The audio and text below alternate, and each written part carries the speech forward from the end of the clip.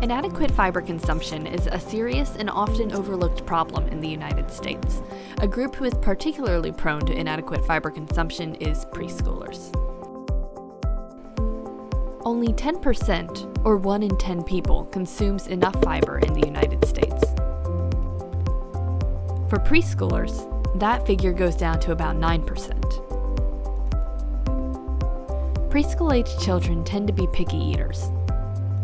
Evidence has shown that picky eating can lead to decreased fiber intake. Kids often don't want to eat foods that are high in fiber, such as fruits, vegetables, and whole grain products. Because of this, the vast majority of preschool-aged children aren't consuming enough fiber. This can have a number of negative health effects down the road. Inadequate fiber intake is associated with increased risk of obesity, type 2 diabetes, cardiovascular risk, and more. It is also associated with a number of gut health problems, with constipation being a particularly common problem among preschoolers. So, how does one introduce more high-fiber foods into a child's diet? First, it is helpful to be able to identify high-fiber foods. Fruits, vegetables, and whole grain products are particularly good sources of fiber. One can identify if a food is a good source of fiber by looking at the nutrition facts label.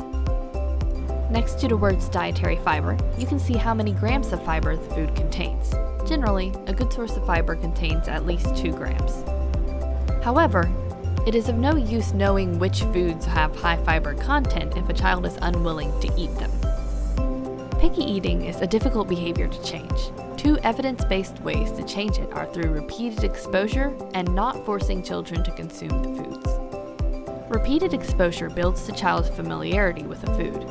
The more familiar they are, the more likely they will be to consume it. Forcing children to consume a food may cause them to associate consuming that food with negative feelings, making them less likely to eat that food of their own will. If a child increases their consumption of fiber, they will reduce their risk of several chronic diseases and gut health conditions. High-fiber foods, like fruits and vegetables, often contain a variety of other health-promoting micronutrients as well, so targeting fiber consumption is a great way to promote your child's long-term health. Next time you're at the grocery store, consider stopping to think about how your choices will impact their fiber consumption and overall health.